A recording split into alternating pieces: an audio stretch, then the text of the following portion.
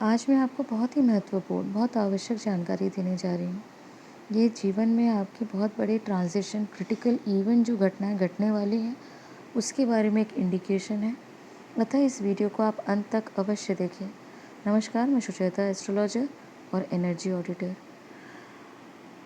कल 12 फरवरी 2021 को होने वाले कुछ महत्वपूर्ण घटनाओं के बारे में हम चर्चा करेंगे। 12 फरवरी 2021 को सबसे महत्वपूर्ण जो घटना घटेगी वो है हिंदुओं का पर्व अर्थात गुप्त नवरात्र प्रारंभ होने जा रहा है।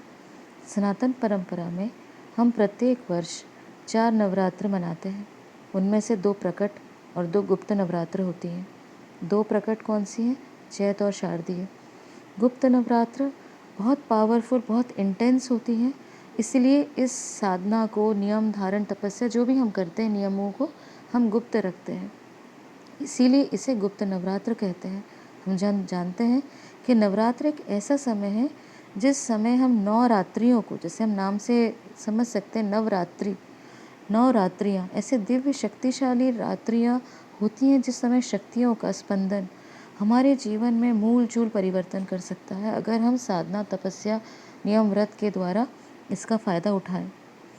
वैसे तो मौसम की संधियों को भी हम जोड़कर देखते हैं, क्योंकि 4 मुख्य संधियाँ होती हैं और इस समय तपस्या, साधना, जैसे हम दिन में भी देखते हैं, दिन में जो संधियाँ होती हैं, रात की संधि, सुबह शाम की संधि में भी हम नियम का, व्रत का पालन करते हैं। उस समय संधि के समय विशेषकर गोधूली बेला जो शाम की संधि होती है, हम उस समय भोजन, विद्या अध्ययन आदि कुछ नहीं करते, केवल हम अपने मुख्य जो ईष्ट की साधना करते हैं।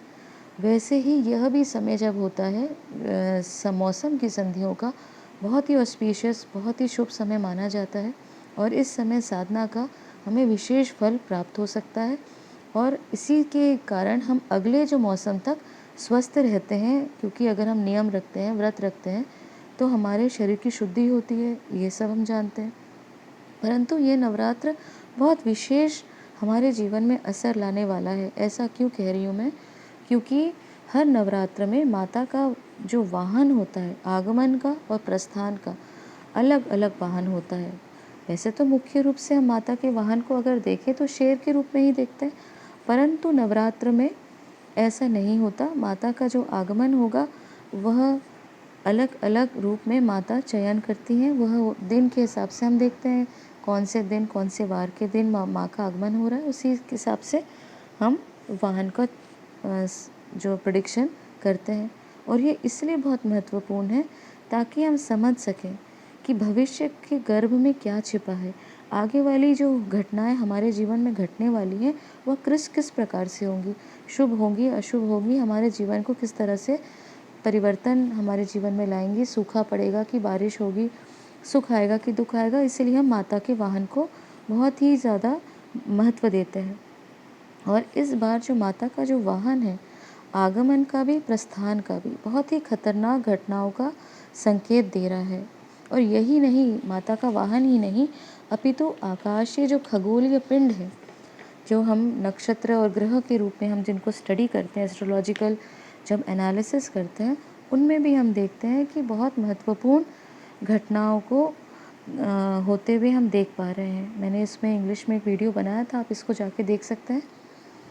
परंतु इस वीडियो को, इसको हम बहुत इंटेंसली समझने की कोशिश करेंगे कि हमारे जीवन में किस प्रकार से परिवर्तन आने वाले हैं। और इसको एक एक करके पॉइंट वाइज, जैसे मैं आपको बताती हूँ, पॉइंट वाइज समझाती हूँ, उनको मैं समझाने की कोशिश करूँगी। ऐसा ही कुछ घटना हुई थी दिसंबर 2019 में। इस पर भी मैंने एक वीडियो बनाया था और आपने देखा होगा कि 100% सत्य हुई सारी घटनाएं। जो धनु राशि में जिस प्रकार से घटनाएं, मैंने उसमें बताया था कि किस प्रकार सप्तग्रहों का योग बना हुआ है। आपने देखा होगा कि दिसंबर 2019 के बाद CAA, दिल्ली दंगे, कोरोना वायरस आदि जैसे बहुत से उत्पाद, उथल पुथल और संकट से हमें और हमारे देश को गुजरना पड़ा। पूरी पृथ्वी को आप देखें कि मानव सभ्यता को किस प्रकार से कोरोना वायरस ने झंझोड़ के रख दिया।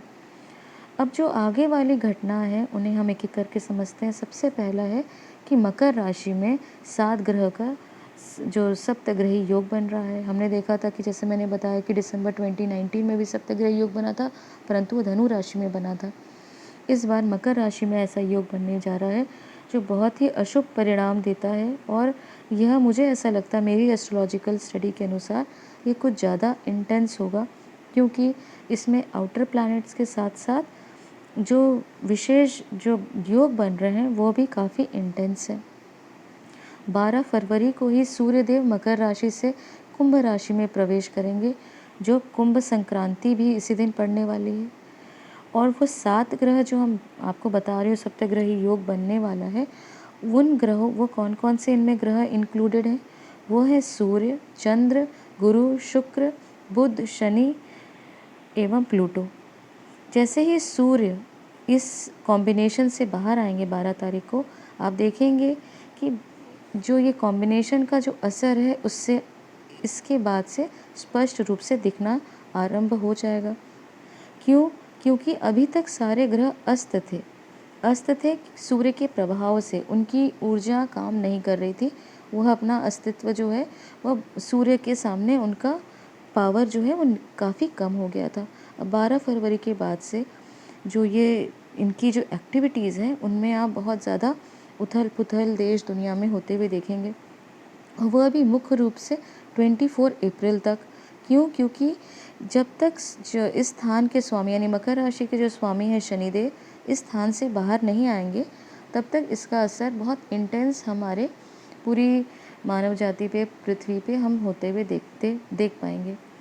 सेकेंड जो पॉइंट है वह है कि 9 ग्रहों का पृथ्वी तत्व को पीड़ित करना, पृथ्वी तत्व को जो मुख्य जो राशियां जो बहुत असर कर रही हैं और जो 9 ग्रह संचरण कर रहे हैं इस समय, और जैसे मैंने बताया कि मकर राशि तो है ही जिसमें 7 ग्रहों का संचरण हो रहा है, साथ ही वृषभ राशि जहाँ पे राहु और यूरेनस का जहाँ विराजमान है उसका बहुत असर पड़ेगा पृथ्वी तत्व पर। इससे आप समझ सकते हैं कि जो पृथ्वी तत्व से संबंधित जितनी भी चीज़ें हैं उससे आप काफ़ी इन्फ्लुएंस होने वाले हैं, इसका आपका जीवन में बहुत असर पड़ने वाला है। और पृथ्वी तत्व है वो धन का भी, अर्थ का भी स्थान होता है, इसीलिए पैसे, ज़मीन, जायदाद आदि का जो मानव जीवन में जो असर होता है उसको भी आप देख पाएंगे कि काफ़ी धन से संबंधित कष्ट को लोगों को झेलना पड़ सकता है। इसलिए कोई अगर आप खर्च करने का कोई विचार है या कोई बड़ी कोई कहीं कहीं घूमने का या कोई चीज़ों का आपका अगर व्यय करने का विचार है तो अभी धन को व्यय मत करिए, उसे संभाल के रखिए, क्योंकि आगे होने वाली घटनाओं में ये आपके बहुत काम आएगा। और जो मकर राशि है इसमें जैसे मैंने बताया था कि यह स्थान पृथ्वी तत्व के साथ साथ ये सरकार का, सरकारी नौकरी करने वाले लोगों का, हमारे कर्म का, उद्यम का स्थान भी होता है। आप उद्यम धनार्थ के लिए करें, भले वो बिज़नेस हो कि या किसी आप ऑफिस में ज्वाइन करें हो, प्राइवेट हो, जो भी हो, वहाँ पे भी इसका असर आप देख पाएंगे। और यही नहीं, यहाँ जो परेशानी का जो कारण है वह हो सकता है कि बहुत महंगाई बढ़ जाए, जिसके कारण लोगों के काम में, जीवनचर्या में इसका असर पड़े और लोग सरकार के विरुद्ध उनको महसूस हो कि सरकार का कुछ ना कुछ ये यूनिवर्सल होगा, वैश्विक होगा, इसीलिए इसका असर सब तरफ देखा जाएगा।